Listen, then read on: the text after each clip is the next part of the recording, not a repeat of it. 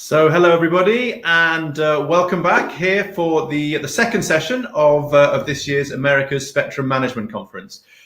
So I hope you all had the opportunity during that break to check out the networking feature. I actually went on it myself and connected with a few of you there, so it was good to see you and good to see people were using that feature. So yeah, I hope you all managed to use that, and there will be plenty more opportunity during the course of the week for you to try that out again and hopefully to connect with some of your fellow participants who are on the platform as well. So we will be looking at doing more of those during the rest of the week. But now we want to crack straight on with the second session. So having had the first session this morning, which looked at COVID-19 and the impact and lessons for the Spectrum community, we're now looking to move on to look at the evolving shape of the US wireless landscape and looking some of the key areas, the key things that are changing and the key ways that the landscape is I suppose, developing. So once again, we have a fantastic lineup of speakers for you. Without further ado, what I would like to do, actually, I say without further ado, one thing I'd like to mention first of all, before I introduce Ruth, is just to mention again the chat area and the questions and comments that you're able to post in there. So please do post your questions and your comments in the chat area on the right-hand side of your screen. In that last session, I think we did have a few questions which came in too late for us to bring them onto the into the discussion. So please make sure you're posting those questions in good time, and we will bring those live onto the platform. And Ruth, who is our moderator for the session, is going to put those to the speakers during the session. So without further ado, I now would like to welcome to the stage Ruth Milkman. So Ruth, welcome, and Ruth is going to be our moderator for the session. First of all, is going to introduce our keynote speaker, and then to introduce the rest of the panelists and host the discussion. So Ruth, we're really looking forward to it, and over to you. Thank you, Dan. So it is my great pleasure to introduce Commissioner Jeffrey Starks, who is our keynote speaker for today. And Commissioner Starks has been active in a lot of areas at the FCC in the less than 2 years that he's been there. But one of the areas on which he is focused has been national security. So, Commissioner Starks. Yes, well, thank you for the introduction, Ruth, and for inviting me here to join this very important discussion on the future of wireless at a time, of course, as the first panel you had here today, when our country and our world really faces such profound challenges and opportunities. COVID-19 pandemic has brought into sharp relief a whole host of problems that really have to deal with the fundamental issue of fairness, issues of racial justice, issues of economic security, and the digital divide included.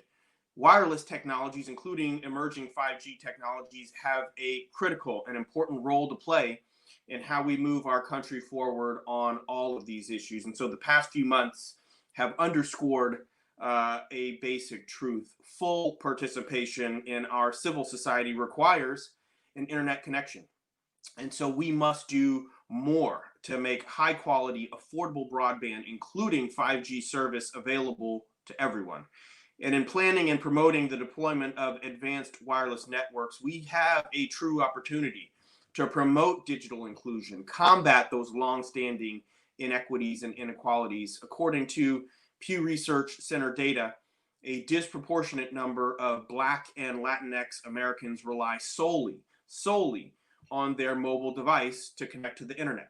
So 5G is going to be important for these wireless-only households, and a tremendous boost for American households more generally. And so we're on this precipice of an important economic comeback and development that is going to be fueled in many ways by wireless.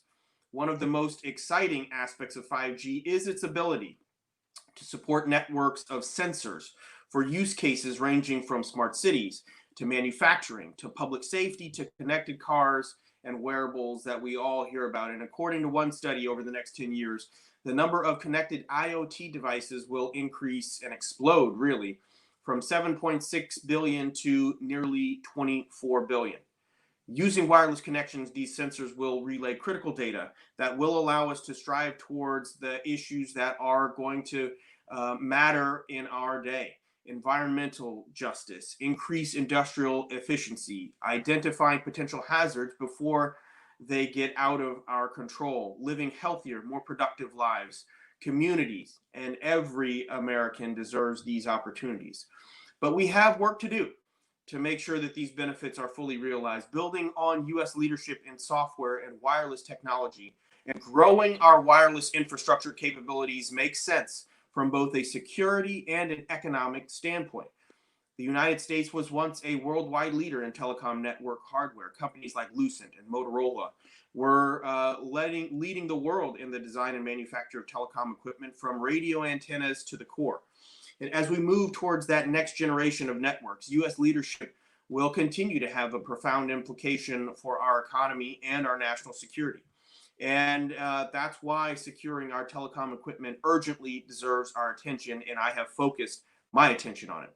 Since I joined the commission, I've been vocal about the need to secure our communication networks. In particular, I have called for Congress and the FCC to address the problems of equipment by untrustworthy vendors in our wireless networks. Chinese-owned companies, Huawei, ZTE, I have said, pose challenges, big challenges to 5G network security. And so the Chinese government has artificially lowered Huawei and ZTE's prices, assisted in their research and product development, undercut international competition. And so this was not a pure free market play, but part of a larger strategy to leverage economic power and geopolitical power and dominance. Through this advantage, equipment produced by these companies has become pervasive around the world and has, of course, reached U.S. networks. According to our intelligence agencies, the Chinese corporations have siphoned data, allowed backdoor access to state agencies, and enabled functionality for network disruptions. These are threats to our national security. And so I'm glad that the agency has taken steps to identify and remove that equipment. Find it, fix it, fund it is something that I called for first. And Congress has, of course, passed supportive legislation. But there's more work to do. Neither the FCC nor Congress has detailed exactly how this untrustworthy equipment will be removed, replaced. Congress has not provided the funding that this process requires. And so small wireless carriers did buy legally and in good faith, and they now recognize the dangers that we have pointed them to, and we need to help them address it. Funding delays are creating issues, serious issues for some of these carriers, which face potentially significant expenses without relief in sight. And so I'm committed to continuing to work with Congress to ensure that sufficient funds are appropriated soon and that a remedy can be provided quickly and responsibly. And with the needed funding, I am optimistic that we will make the replacements and end up with a stronger, more secure way of our networks. And so I see OpenRAN technology as a critical and part of that solution. We need to invest in this technology to enhance our national security, improve our global competitiveness. And so using standardized hardware, interoperable interfaces to make our networks more nimble and less vulnerable to supply chain diversity issues that have led, at least in part, to our current national security predicament. I will also continue to, as ever, call for American innovation in the development and implementation of this technology. There are exciting possibilities. The efforts I've described to promote American leadership, secure our networks, must be part of a well-coordinated, government-wide strategy around wireless technology.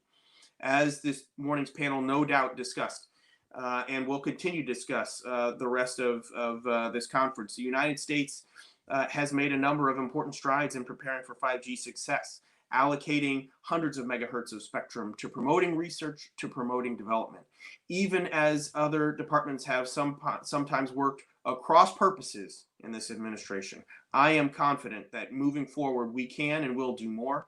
And I look forward to working with folks at this conference and making that strategy, making benefits that we've discussed available to everyone. Thank you. Thank you so much, Commissioner Starks. That was great. Before I and the other panelists have a few questions for you. And before we turn to those, I would like to introduce our other panelists, who are John Hunter, the Director of Spectrum Policy at T-Mobile, as you can tell from his jacket. Diane Rinaldo, who is the Executive Director for the OpenRAN Policy Coalition, and David Stalen, who is the CEO of TIA. So first question for you, Commissioner Starks. You said that 5G security requires a well-coordinated government-wide strategy. Can you drill down a little more on what the FCC's role is in that government-wide strategy? Yes, well, thanks for the question, Ruth, and very excited to engage with this panel. We obviously have heard from this administration, some folks say that OpenRAN in particular is pie in the sky. There have been other spectrum issues that have been battled. I believe that it is clear from the FCC's recent initiatives and events that there is bipartisan enthusiasm, in particular on the issue of Open RAN ecosystems. And so we should, I think the FCC in particular does have a strong role, a lead. Obviously, industry is going to have to follow, but in setting out the policy, the vision board here, bringing attention to Open RAN, providing technical expertise, certainly to our congressional partners as well, updating regulations where we find areas need change. The process truly of replacing untrustworthy equipment that I did mention in my opening remarks is a unique opportunity to give Open RAN a boost. And so I have recommended that we explore whether carriers that are receiving taxpayer or universal service funds to rip and replace untrustworthy equipment should be required to consider solutions offered by Open RAN. No one would be forced to purchase O-RAN technology, but requiring consideration of O-RAN solutions will spark the growth of American vendors that we need. Truly, if American taxpayer USF dollars are going to rebuild these networks, Americans should get the best value and benefit for their dollars. Sounds good. John. Yes. Yes, Commissioner Starks, first off, definitely would like to thank you for your leadership and great work that you're doing at the Commission to secure our nation's communications networks. In particular, as you noted, your Find It, Fix It funded initiative to remove untrusted equipment, primarily from our networks in rural America. With that, can you give us an update on what the FCC is doing to help secure our nation's networks in general, and what is being done to find the money to fund the rip and replace of this equipment? Yes, thank you, John. And the Commission has continued to move forward this year with steps towards better securing our communication networks, including announcing the results of our supply chain data collection. We ask carriers to estimate the cost of replacing Huawei and ZTE equipment in their networks, and based on their reports, the Commission announced that we would need about 1.6 billion to rip and replace the equipment covered by the Secure and Trusted Communication Networks Act. And so if Congress were, in some sense, expand eligibility to all of the companies that contribute information to our data collection process, the total would be about 1.8 billion. And so, this summer we finalized the designation of Huawei and ZTE as national security threats. And so that means that money from Universal Service Fund, it can no longer be used on equipment and services from those suppliers. And so that was a critical step. But it has also, as you can surmise, created pressure to get the replacements done as quickly as possible. And so with the designation now final, USF funds are limited in their ability to conduct, kind of maintenance and repairs to their existing networks, should they have Huawei and ZTE networks. And so it's important, truly, that Congress actually appropriate the funds as we need them as soon as possible. Thank you, Commissioner Starks. Diane, you have the next question. Great. Thank you so much, Commissioner Starks. It's great to be with you today. I hope you are well and safe. My question was very similar to Ruth. All eyes have been on rip and replace, but we're also looking to what else can be done in this space. And SVC has shown itself as a leader. The bipartisan support that the entire commission has coalesced around and helping promote Open RAN has been great. It's been great to see. Also encouraging public-private partnerships. We think this is an excellent opportunity to bring together the best of government and the best of industry, best of global industry to solve tough problems that we face today. So, similar to the vein of question, things that the FCC can be doing, and any suggestions on best practices that you would be able to share with governments around the world on how we move forward and how we can get governments in the private sector to work together on these issues. Great. Good to see you again, Diane. Competition in the wireless marketplace, more holistically, has never been more important. We do need that vibrant competition, keep prices down, improve service, and ensure that wireless innovation, reaches everyone. And so part of the reason I have been focused on getting the rip and replace process, focused here is that a poorly executed effort really has the potential to hurt that competition. And so our data collections, show that small and rural carriers face potentially huge expenses to get Huawei ZTE out of their networks. I have had the good fortune to sit down with probably of the commissioners, the most of the small carriers that do have insecure, untrustworthy equipment in their networks. And many of them really just will tell you they can't afford it. They can't afford the rip and replace, and they also need some clarity on when the money is going to come so that they can make their operations continue to go, really. And so we do need Congress to move. But, the commission also is working this month on the framework for the 5G fund. And so to your point, I think when you're talking about how actual industry follows policy in a lot of ways, the 5G fund is a model in that way. It will fund advanced wireless service for rural and underserved areas.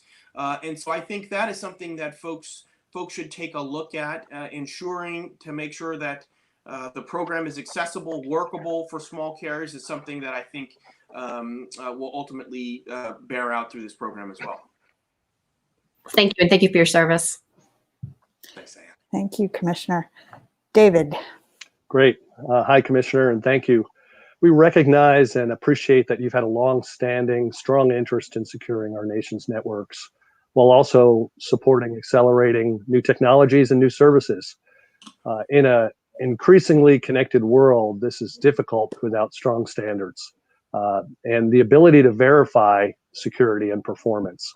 The FCC has a clear role to play in safeguarding the nation's ICT networks, but how can it help accelerate and provide input to industry-driven standards and measurements to secure the supply chain? Well, I think it's a great question, Dave. Thank you. And, a supply chain truly is only as strong as its weakest link.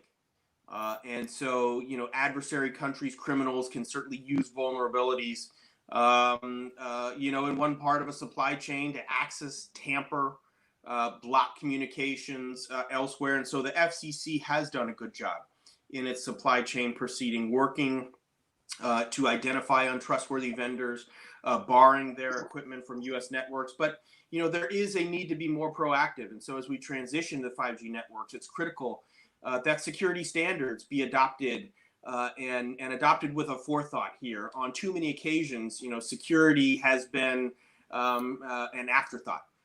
And so we need to make sure that we're adopting strong and clear security requirements on the get-go up front so that we're not playing catch up ultimately with the bad guys. And so best practices, industry standards are a critical step towards securing that supply chain. And so we need measures that are going to continue to allow identify threats, trusted vendors. And so the FCC does have a real role here in encouraging those industry standards. We're a member of DHS's supply chain task force.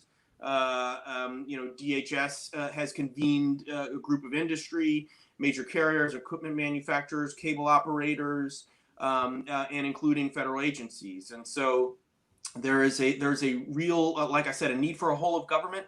But as the telecom regulator, the FCC has to speak with particular authority and expertise with this group. And so, the FCC also, I would say, needs to encourage participation by American companies in international standard-setting bodies with an eye on security, as well as more macro issues that are going to matter here in the States. I don't have to tell this August group and conference that Chinese entities are using these bodies to adopt standards that favor their interests. And so will redound to an unfair advantage again. So all of these issues, there's a confluence that we need to make sure that we're all pulling in the same direction and working together. Thank you. It's great. And that's a great note to end on, I think, the concept of all pulling together in the same direction. So with that, I know you have to go, Commissioner Starks, but thank you so much for joining us this morning and for your Yes, thoughtful thank remarks. you. I'll look forward to the readout from this conference and certainly from the ongoing dialogue. Thanks, everyone. Be well. Bye-bye. So now we're going to turn to the fireside chat portion of this particular session. And I'm going to ask Diane Ronaldo to kick us off and provide an overview, not just of what she does at the OpenRAN Coalition, what the OpenRAN Coalition does, but a little bit about OpenRAN in general, just so that we're all level setting from the beginning. Thanks, Diane. Thanks, Ruth. Glad to do it. Good afternoon, everyone. My name is Diane Ronaldo, and I'm the Executive Director of the OpenRAN Policy Coalition. It's a coalition of 56 global companies that have come together to first and foremost educate and also help promote policies that encourage the deployment of OpenRAN. I appreciate the opportunity to kick things off and talk about what OpenRAN is and what it isn't. And first, let's talk about what it isn't. It isn't a technology. It's a different way of structuring the architecture. What we're talking about is to standardize the interfaces between the subcomponents, the radio, the hardware, the software, to allow a mix and match. I often liken it to the old radio that I got when I was a little kid that came in a box. You had your speaker and all your tape deck, your turntable that all came together and plugged in. If one broke or if you wanted to update over the time, you couldn't. It was a closed system. As time goes on, we have now updated our systems to now we have streaming capabilities and you're allowed to kind of mix and match. And that's what we're talking about here. The concern from policymakers around the world over the past several years of how do we ensure a more robust and diverse supply chain? How do we inject competition? Standardizing the interfaces will allow competition to drive in the radio, the software, allowing for virtualized solutions to come about. It will drive innovation and eventually lower prices down at the end of the day. I appreciate the opportunity to be with you and talk about what we're doing in the coalition, how we can coalesce companies and countries around the world to have this conversation and to figure out, again, how to ensure a more robust and diverse supply chain. So Ruth, I appreciate the opportunity to kick things off and I look forward to answering all your questions. Thank you, Diane. John Hunter, you are up next. Yes, thank you so much. And it's glad to be here. And if my memory, excuse me, serves me well, I believe this is my 5th year at the conference. So glad to be back. I will tell you that this is the first panel that I've done virtually. And I think, you know, with COVID, as was illustrated in the previous session, you know, talking about some of the unique challenges. Certainly this is a first for me, but, you know, I reflect back just some 6 months ago in April when we were off on a 2-year quest and journey to, you know, bring our merger with Sprint to a closure. And through all those regulatory hurdles, you know, the FCC and other places, you know, advocating for the benefits of this most important merger between Sprint and T-Mobile. Who knew that we were going to be closing on our transaction in the middle of the pandemic? But that being the case, you know, you persevere, you get through things, you find other ways on how to make things work in a non-traditional sense. But the value of this merger, it was so much more important to the American consumer that definitely it was a high priority of us to get moving and get moving fast on integration and as well as our 5G network. We had a major announcement in August of this year where we deployed a world first 5G standalone network. And that's a result of, you know, bringing our companies together, bringing the unique assets and spectrum and towers and what have you, bringing that all together for the benefit of the consumer. And right now we're covering 250 million pops across the country, and that number continues to grow. We're adding hundreds of sites with 2.5 gigahertz spectrum every month.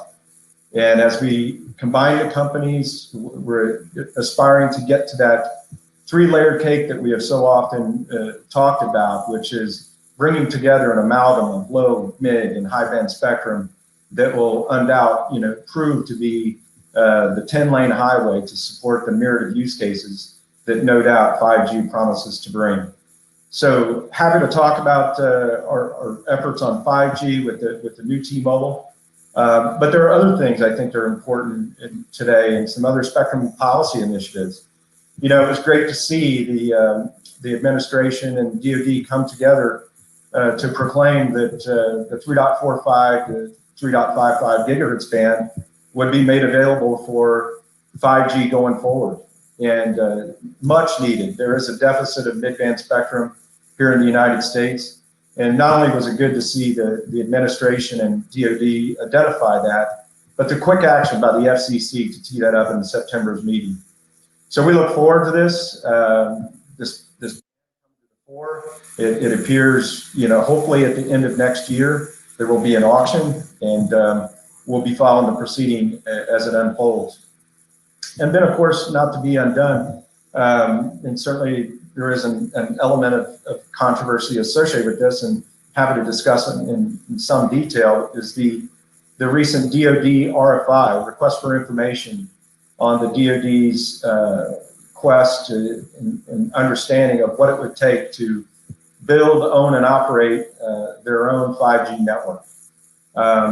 Obviously, a lot of questions there. The spectrum band in the RFI calls out 3.1 to 3.55 gigahertz, which, as I just mentioned, the 3.45 to 3.55 was recently announced by the commission that we're teeing that up for hopefully auction. So there are a lot of questions. There's a lot to unpack in all this. And thanks again for having me, and I look forward to the questions as we continue the panel. Thank you. Thanks, John. Over to you, David.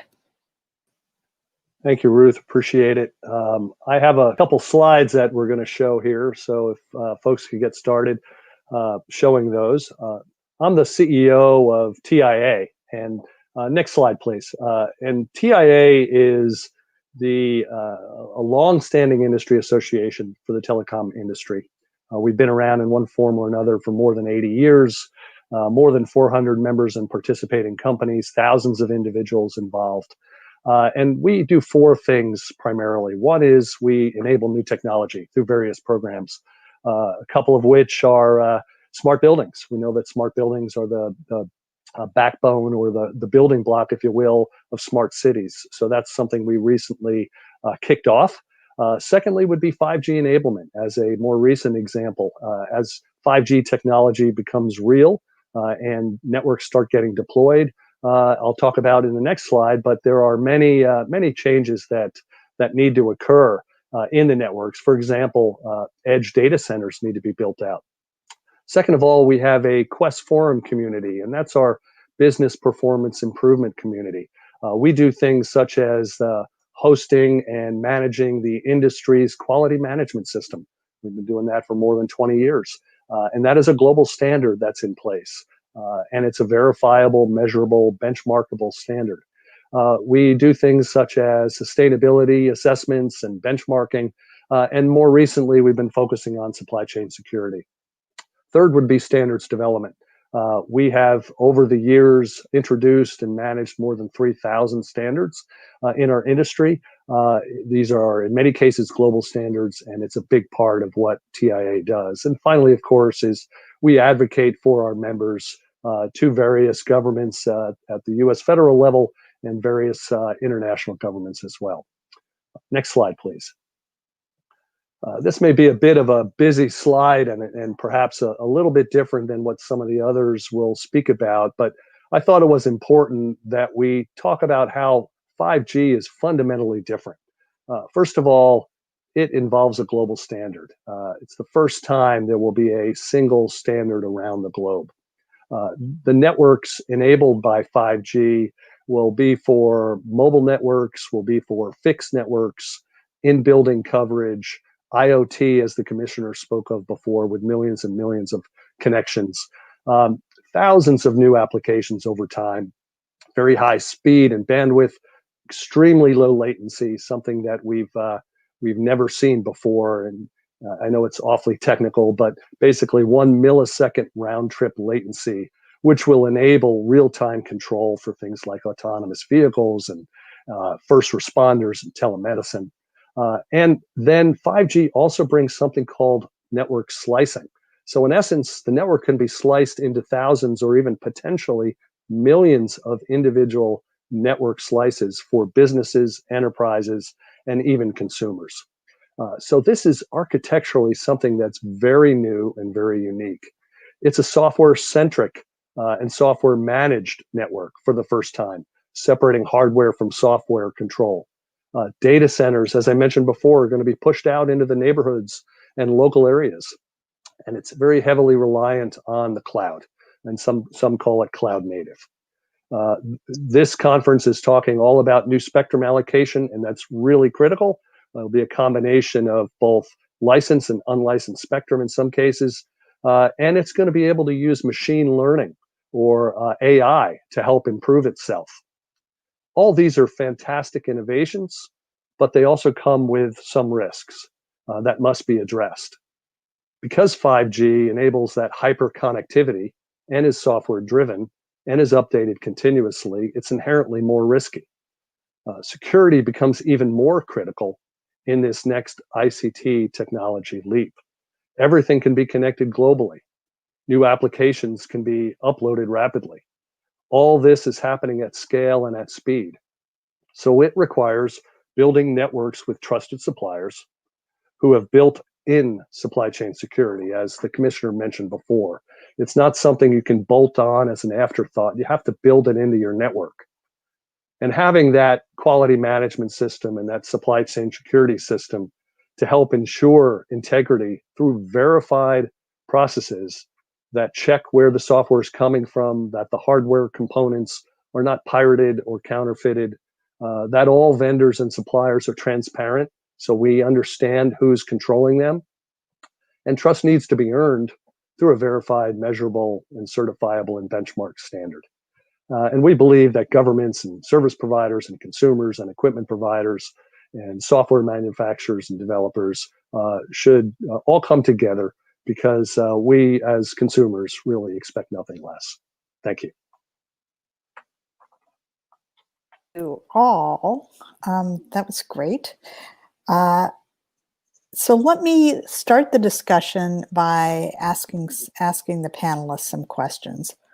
Diane, you mentioned competition in your opening remarks and the importance of ORAN to competition. How do you think that, and then I'll ask John and David to comment on this as well. How do you think that the development of ORAN might affect competition, and in which sectors? Are we talking about equipment vendors? The commissioner actually mentioned wireless carriers, the importance of ORAN for wireless carriers, or are we talking about software? What do you think, or all of the above?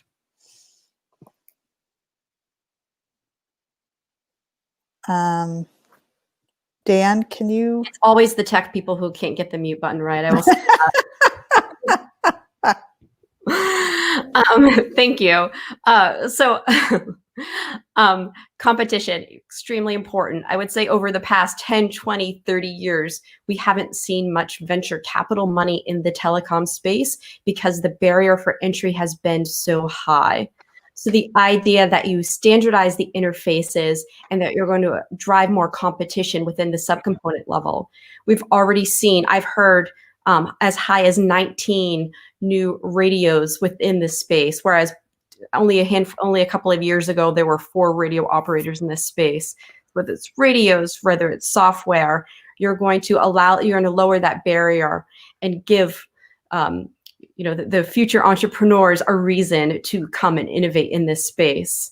And with the competition, drives the innovation is going to lower the prices down at the end of the day.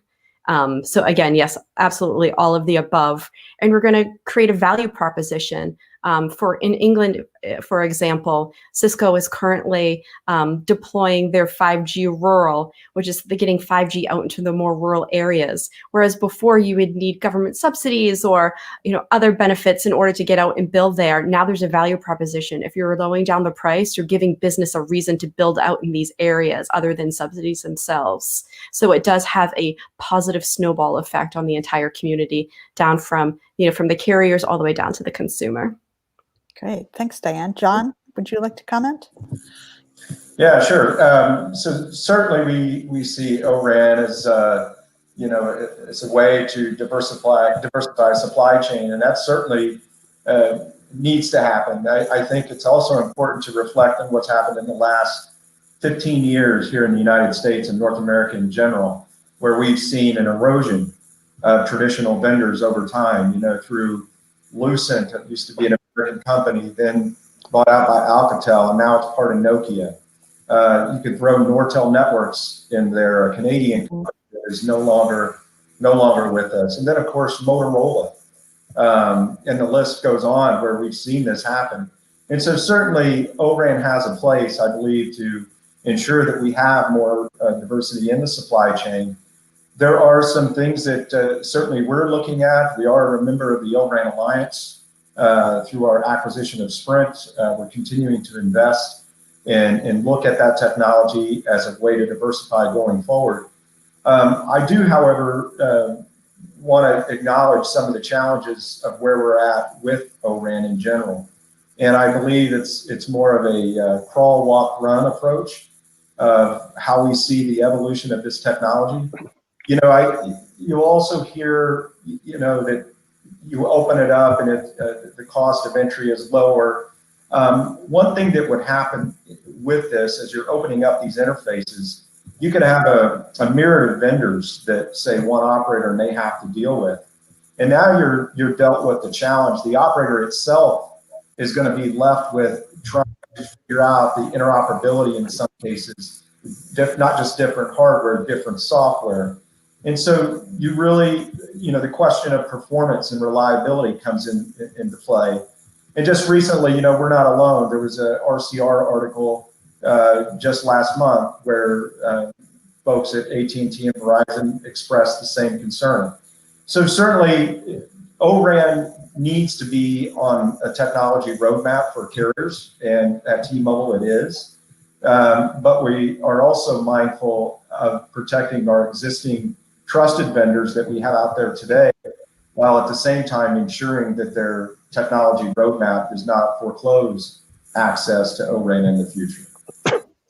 Thanks, John. David, what about competition?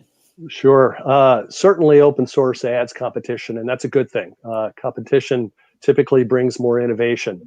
The challenge is it's got to be a level playing field. I think, as was alluded to previously, over these past 20 years or so, we've seen a decrease in the number of vendors because price points have dropped dramatically. Therefore, less money could be spent on innovation because companies need to make money in order to fund their R&D efforts. So if you have an unfair playing field, that's not a good thing. But as the world is going more and more toward open source, not just on the RAN side, it's been moving toward open source on the hardware side and in the enterprise space for years. It does create fantastic opportunities. But as I mentioned before, it does create risk. You have more sources. How do you verify that those are trusted vendors? And every software manufacturer not only makes their own software, but they typically will buy stacks of software to build upon. So you have to be careful as to where all that comes from. And as John mentioned, that stitching together that a service provider has to do in an open source world makes it more difficult for them. They have to become more of the systems integrator now, as compared to relying on one or two large companies to do that for them. So in the whole, it's a good thing, but there are many steps before it becomes pervasive. Ruth, can I make one comment to the point? I would agree that I would say over the 6 months that I have been talking about these issues, probably the single most important talking point has been that of a systems integrator. if you are a large carrier, you have a team of engineers that can help bring all the component parts together to ensure that it works seamlessly, to ensure that it is safe and secure. But for a small, more rural carrier, you might need what is called a systems integrator. And for the companies that are playing those roles are the Ciscos, the IBMs, the Fujitsus. These are the long-standing companies that have been around for 80, 100 years, that are familiar with the ins and outs of these networks that can help piece it together. So there are solutions for some of these concerns that folks might have about how do you bring in all the different component parts and ensure it works together. And I will just point out data centers in the cloud, whereas 10 years ago, people were concerned about putting their information in all in one place and how can you ensure that it is secure. Whereas today we've gotten to the point that I don't know many folks that are concerned about pulling out their mobile phone and checking their bank statements anymore. So that's why education is such an important part of this, to talk about what possible issues might occur and how do we ensure that there are systems in place to iron out any potential areas. And so I appreciate Spectrum Consortium such as this, where we can bring together smart minds like Dave and John to talk about these issues. We have an audience question that I think follows up on something David said in his presentation. So I'll read the question, then I'll ask each of you to respond to it, starting with David. Tomorrow, Apple is expected to launch a 5G iPhone, much awaited by everyone. According to OpenSignal, 5G users in the US have up till now seen only a small bump in speed, likely because of coverage limitations with millimeter wave. Do you anticipate that future users of iPhone 5G will push US networks to faster speeds quicker than what we have seen up to now? David, do you want to start, and then John? Sure. I think it's a catalyst. As a big company like Apple introduces new technology, and all of us as consumers want to access what that new technology may bring, it puts the burden on the service providers to continue to upgrade their networks. It's a never-ending thing. I've been in this industry since 1984, when fiber was just kicking off, before wireless. And it is just amazing to see the change in that period of time. And you look at other industries that are pervasive, and no one has improved performance the way the ICT and telecom networks have. I mean, you're not getting more water flow through your faucet. You're not, your cost per gigawatt hour, if you will, doesn't go down the way it has per megabit speeds, and how those costs have gone down dramatically. So this industry has done fantastic things over a long period of time, and we're going to continue to innovate. We just have to protect ourselves and ensure that we're building in a lot of trust into our networks. Yep. John? Yeah, thank you. Spectrum, it's an interesting question, and as you know, some operators have focused their 5G deployments on millimeter wave, and that's been the focal point of their network. And as the question alluded to, the limitations of 5G, of millimeter wave and its ability to propagate, you're likely to get it to propagate much through a window, much less a building. And so that's why we've always been advocates for a robust spectrum portfolio as it relates to 5G. 5G is going to be, as I said earlier, a myriad of different types of use cases. Some use cases are going to rely on low band spectrum. If I think of autonomous car, I wouldn't want millimeter wave working with my autonomous car. I'd want some other type of spectrum band that's going to propagate further. And then of course there's mid-band. When you get mid-band, it gives you the mix of coverage and capacity that, let's face it, here in the United States today, there is a deficit, which is why the FCC, along with the White House and the administration and the DoD, announced a 3.45 to 3.55 gigahertz band to shore up that void of mid-band spectrum. And of course, millimeter wave does have a place in the 5G roadmap. And when you're talking dense urban, a fixed wireless type application, a line of sight type service, absolutely, millimeter wave will definitely support those use cases. But let's be clear, 5G requires all types of spectrum bands, and that's why we're a firm believer of low, mid, and high band spectrum. Thanks. Diane, would you like to comment on this question? Yes, I would just agree. I'm also very excited to get my 5G Apple phone. It's not what came first, the chicken or the egg. I know that carriers are working as hard as they can to get their networks up and running. That COVID has thrown a wrench in timetables. I know that spectrum conversations within the government about how do we make more spectrum available is going to continue to happen for generations to come. We need to make decisions in this country, in the United States, about how to move forward, whether it's looking at sharing opportunities, making more spectrum available to the carriers so they can get 5G out there. 5G is going to be transformational, so we need to ensure that we give the carriers the tools that they need to get out and build, and to ensure that our phones are all up and running in a short time. Great. Next question.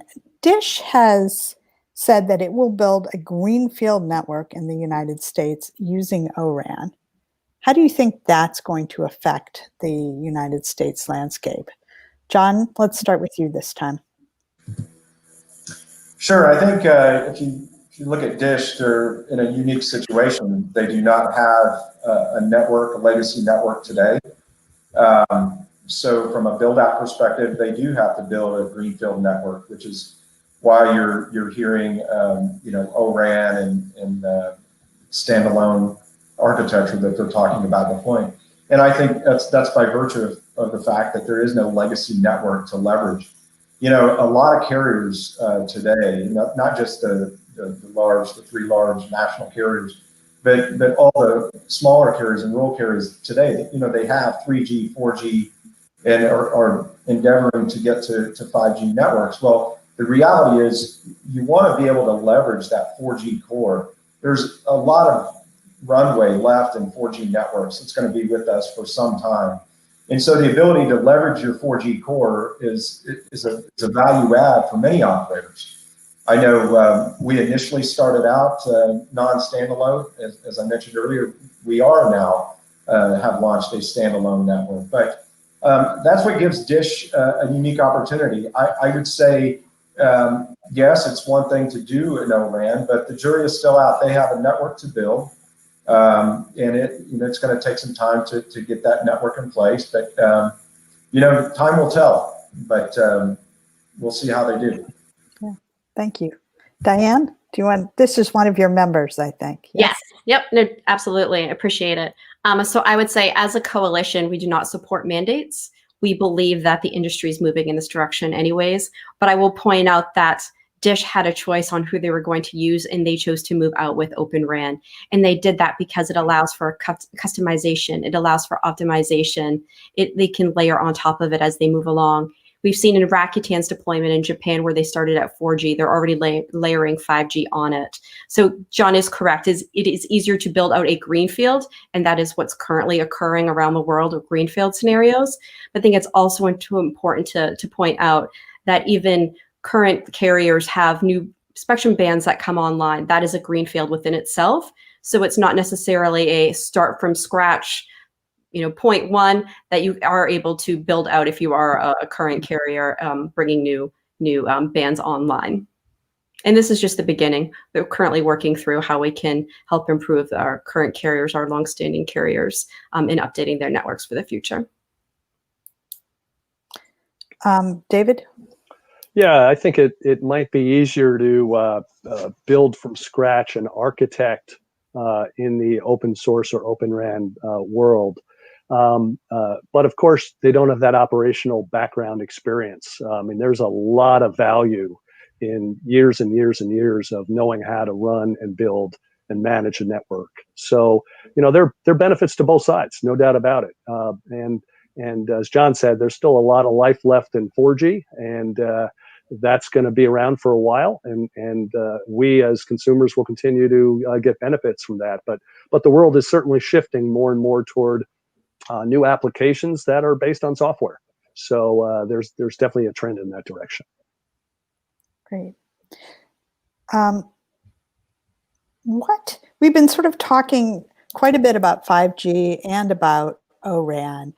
Can we spend a few minutes now crystallizing the relationship between ORAN and 5G. And David, maybe you could start with this one.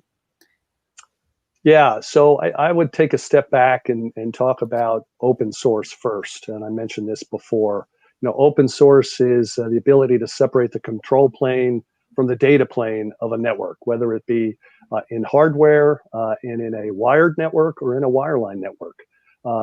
On the wired network side of things, service providers have been buying white box hardware and layering on their own software to allow them to be more customized and allow them to be more flexible and add more value of their own to that service as they then go offer a service to an enterprise, for example. That is now moving its way into wireless networks. And RAN is a great place to do that, in that there's a lot of RAN out there. There's a lot of RAN that needs to be modified or upgraded or changed out for 5G. So it creates, as Diane mentioned, a lot of opportunity for new suppliers and creative new companies to come in and compete. And it's a great place to start as compared to the core, for example, because it does allow you to reach out in specific parts of the network rather than having to try to change everything in the core at one time. Thank you. Diane? I appreciate it. So I would say in having these conversations, it's important to, 5G is kind of the shiny key right now. Everyone keeps talking about 5G, but what we're really talking about is advanced wireless networks. That going forward, we're going to be able to layer on top of that. So while we talk 6G, 7G, it's going to be more in increments as we discuss. I worked on Capitol Hill when we were in the midst of the 4G evolution. And back then the conversation was spectrum only. Nobody was talking about the networks, the network owners, vendors. I probably couldn't name more than a handful myself. But today in 2020, the network vendors are first and foremost, and that's because the consumers are demanding it. They're demanding to know how their information is traveling. They're demanding to know if their systems are secure. And this is a result of the conversations that have been happening over those past 10 years about cybersecurity, about information, about how information is protected from privacy to any implications of national security concerns. So I would say that OpenRAN is, again, it's just an iterative step itself, but it fits in well with the conversation around 5G and how do we look at our telecom infrastructure and networks of the future. Thanks. John, would you like to add? Yeah, I think, the difference between 5G networks and ORAN, look, these are not mutually exclusive topics, right? We have as I announced earlier, we have a nationwide 5G network today.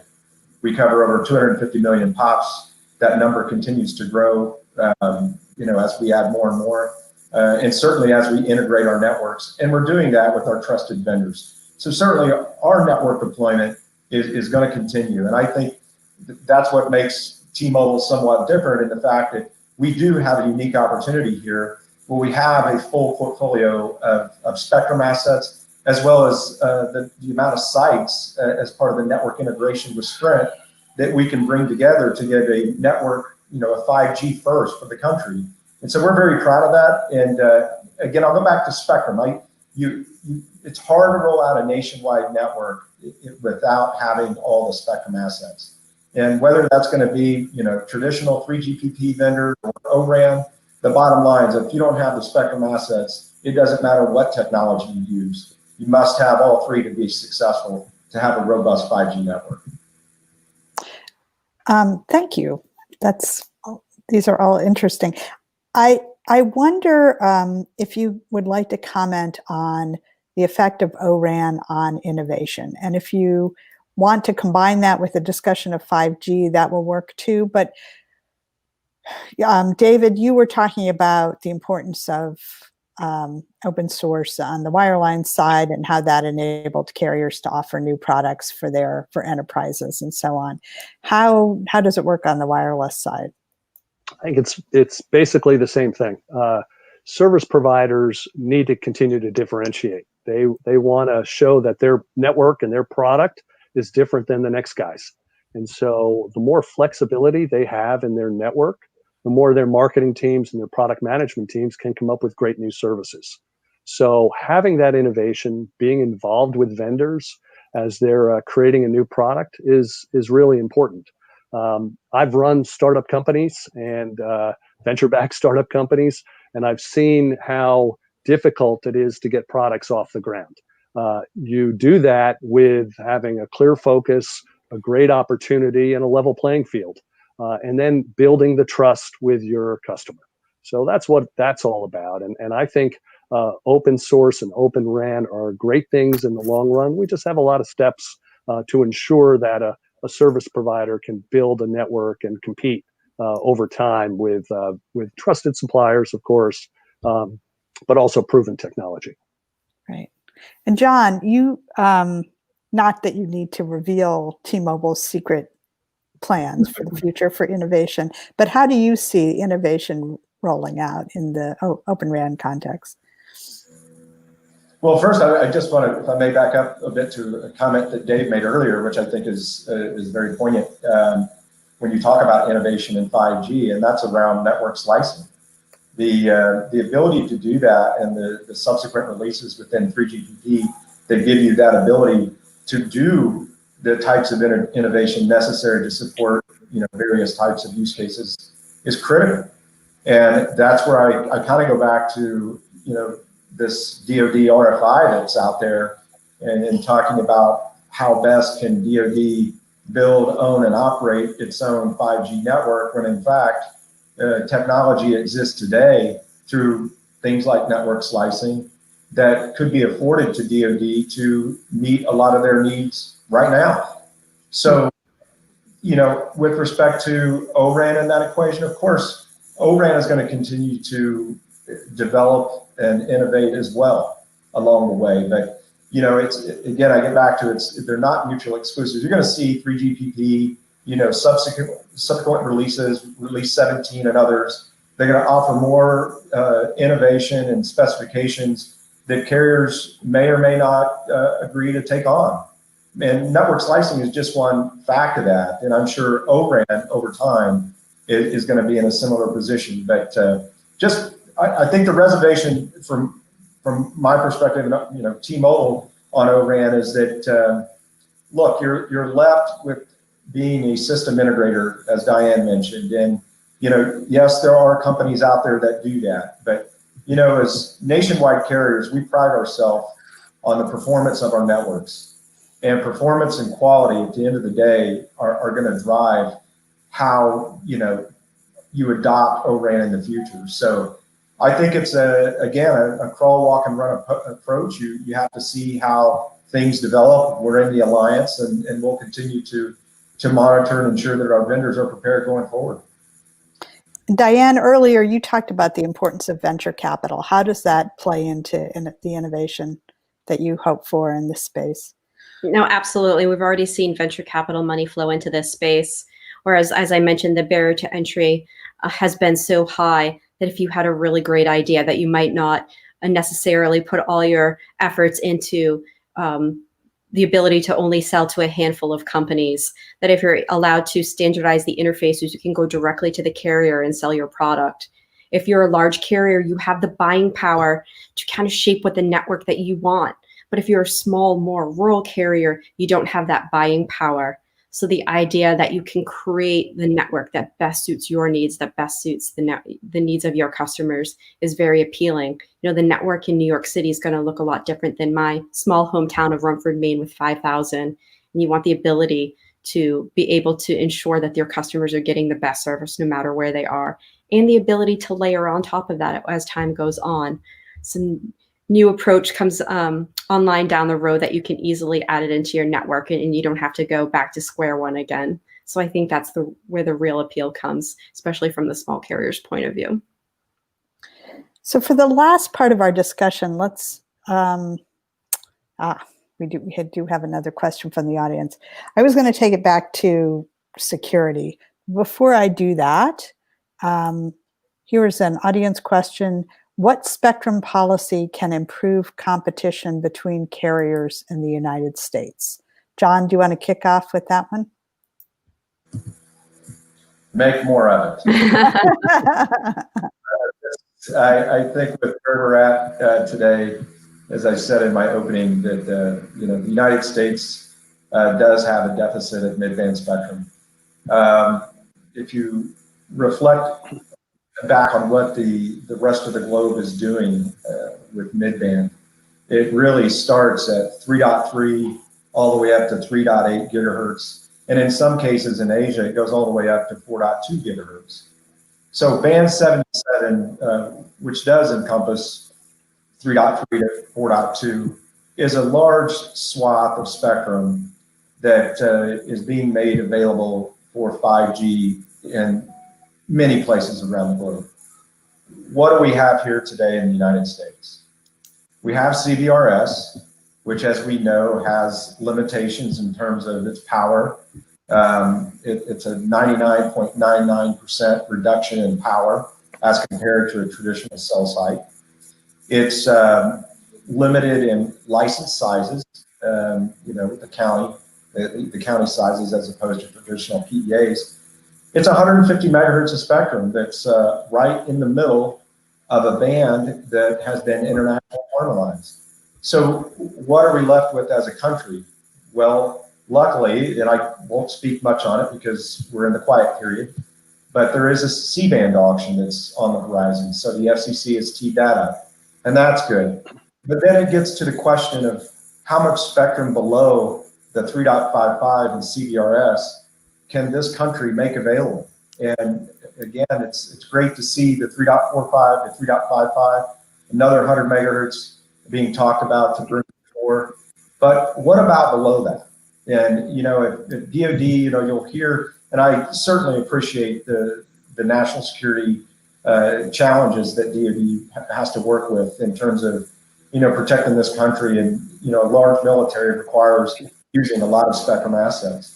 But I would submit to you that a lot of the spectrum bands that are being used around the world globally, you're not going to be able to use those radars in NATO countries where that spectrum is being used to support 5G services. So I think from a policy perspective, we need to take a hard look at our spectrum policy and figure out what can be done to make more of this critical resource available.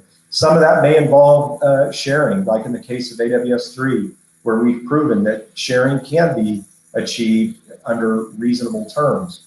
But the notion that it's somewhat relegated to national security and it's only used in the United States as compared to the globe, those are things that I think are fair questions that need to be asked.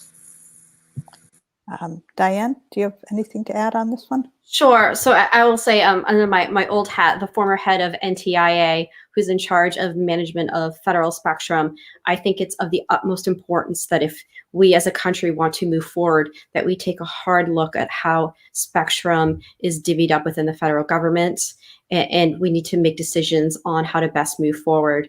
There are instances where the government needs to be in certain bands, and we need to be able to protect them.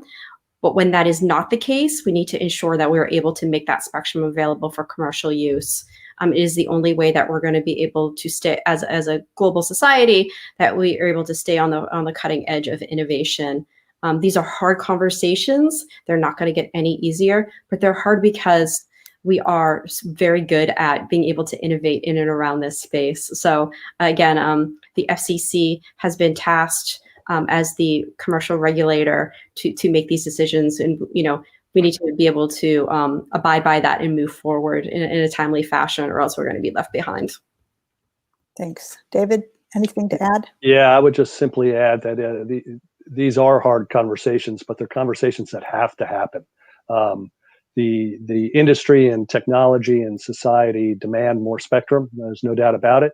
Yet we have national defense issues. So I would just encourage everybody to work really hard to find that middle ground going forward.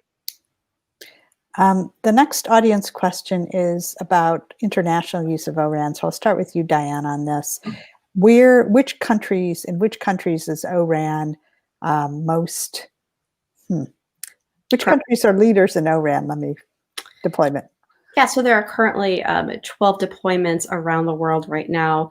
I would say Rakuten is the most developed. I would say that Dish, once completed, will be the largest deployment. India also has a deployment with Reliance Jio. Vodafone just announced that they are moving forward in a partnership with Mavenir to start testing. So there are currently ongoing multiple testing instances around the world. But as far as networks, I would say Rakuten's definitely the most developed.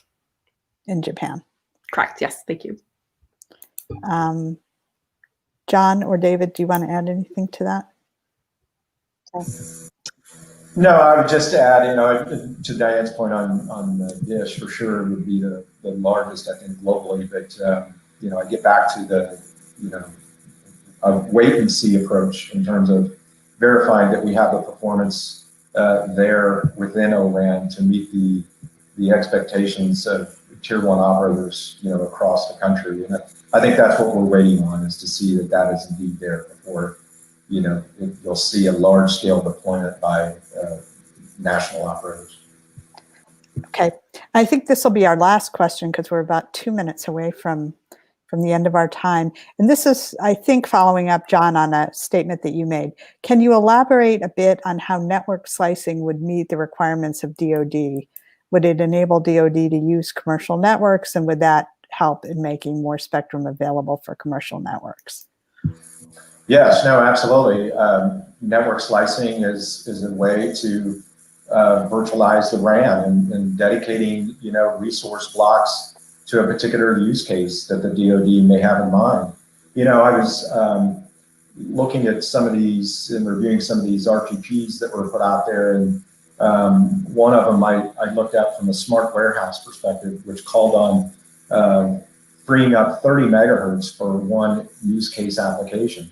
And I would just remind folks that, nationwide networks today, you don't allocate spectrum for one particular use case. You allocate spectrum for a multitude of use cases. And it's the most efficient way to utilize your spectrum. And network slicing is a way to get you there without pulling spectrum away and building a redundant network that isn't really necessary, when in fact, three national operators, in particular T-Mobile, we're the lead in building a 5G network. The highway is already here. I think it's just incumbent upon the DoD, I think, to look at those existing networks and try to leverage technology as opposed to try to reinvent the wheel by building their own network. Okay. David, any closing comments? Sure. I think, as John said, network slicing is one of the major benefits of 5G architectures. Many of those benefits we don't yet know, but you have to have that underlying trust in the network, and that comes from an underlying trust in the supply chain security of all of your sources that put together that network. Right. Diane? I would just say it's an exciting time to be in the telecom space. There are a lot of new and innovative things coming around the corner. And I can tell you from a policy standpoint, it's been a lot of fun to watch. And I'm really excited to see what the next couple of years have to hold. Great. Me too. Thank you all for participating in this fireside chat, and also for contributing questions for Commissioner Starks. I've learned a lot today, and I really enjoyed talking to all of you. Thanks, Ruth. Thank you. Thanks, everybody. And I would just like to add my thanks to Ruth's thank there, and Ruth, thank you as well for moderating a fascinating session. I think quite often we tend to find in these events the issues that are covered one year are then continued from year to year. But I can definitely say that the OpenRAN issue is not one that obviously is new and we haven't covered before. So it's fascinating and really good to be able to bring that into the discussion. So thank you very much, all of you, for that really interesting discussion. And thank you as well to everybody out there in the audience. So really appreciate as well all of your involvement today, all of the questions that came through as well. So please do keep those coming throughout the course of the week. And of course, a big thank you to our participants in the earlier sessions as well. Really appreciate all of their involvement. I think we've had some really, really good discussions over the course of the day. A quick reminder to everyone that all of the sessions are being recorded. They're actually being streamed live via YouTube and Twitter, but those recordings will very shortly be available for all of you to watch, anyone who's missed any of the sessions today.